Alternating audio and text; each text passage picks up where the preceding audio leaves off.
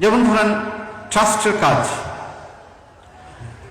এখানে সাহায্য করেছে, ওখানে সাহায্য করেছে, এটি করেছে, ওটি করেছে, এটি তো আসলে ট্রাস্টের মূল কাজ নয়।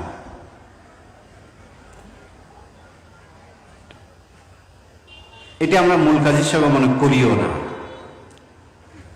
এই যে বৃত্তি দেওয়া কিংবা চিকিৎসা দেওয়া, দরিদ্রকে সাহায্য করা,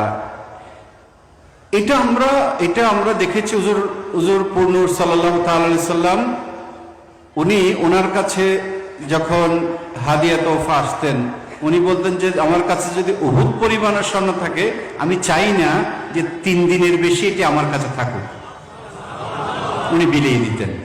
এটা হচ্ছে একটা দিক। অর্থাৎ উনি কিন্তু জগতের শ্রেষ্ঠ ধনী ছিলেন, কিন্তু উনি স্বেচ্ছায় দারিদ্র্যকে বরণ করেছিলেন এবং সাধারণভাবে পরিবারের জন্য 1 বছরের খাবারের সংস্থানও কিন্তু রাখতেন।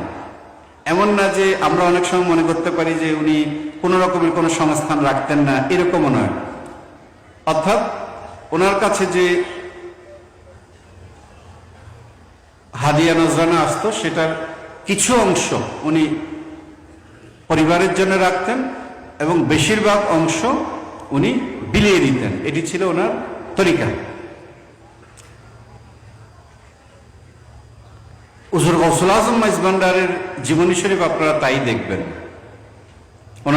যখন ওনার কাছে হাদিয়া নজরানা নিয়ে আসতো, উনি কিছু অংশ হয়তো ঘরে পাঠাতেন, বেশিরভাগ অংশে হাদিয়া নজরানার উনি বিলিয়ে দিতেন। শাহ ভান্ডারী কিংবা গৌসুল আজম বাবান্ডারী কিবলা আলমের মহান জীবনেও আমরা তাই লক্ষ্য করি, সমস্ত আউলিয়া কেরামের জীবনে কিন্তু তাই একই ধারা আমরা লক্ষ্য করি, এই ধন সম্পদের জায়গাটা বা হাদিয়া নজরানার জায়গাটাতে। আমরা যেটি করছি আসলে ওই ঐতিহ্যকেই আমরা আসলে, যেহেতু হাদিয়া নজরানা আসছে, ওগুলো আমরা যেভাবে দেখেছি যে এইগুলোকে যেভাবে পেয়ারা নবী থেকে শুরু করে তারই যে ওয়ারিসগণ, আউলিয়া কেরামগণ, তারা যেভাবে এটিকে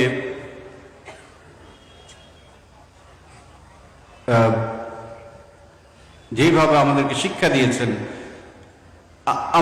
হক মঞ্জিলের পক্ষ থেকে আমরা তাই করার চেষ্টা করি। কিন্তু হুজুর এটা যদি আমরা ভাবি তাহলে ভুল হবে যে প্রিয় নবীর কাজ ছিল শুধু ধন বন্টন করা। প্রিয় নবীর মূল কাজটি ধন সম্পদ বন্টন করা ছিল না। প্রিয় নবীর মূল কাজটি ছিল আল্লাহ রাব্বুল আলামিনের কিতাবের ইলম, হিকমত বন্টন করা, রহমত বন্টন করা, রুহানিয়ত বন্টন করা। আউলিয়া কেরাম তাই করেছে। এই জন্যে যখন খুব বেশি বেশি এগুলো কথা আসে, আমি মনে করি এর চাইতে আপনারা ট্রাস্টকে যদি মূল্যায়ন করেন, ট্রাস্টের কর্মকাণ্ড, তাহলে মূল্যায়ন করবেন যে এই মূল কাজের জন্য তারা কতটা সফল হয়েছে বা ব্যর্থ হয়েছে, সেখান থেকে। শুধুমাত্র এই দুনিয়াবি এই কাকে সাহায্য করেছে, কাকে কি করেছে, এগুলো দিয়ে বিচার করাটা আমিও খুব বেশি সঠিক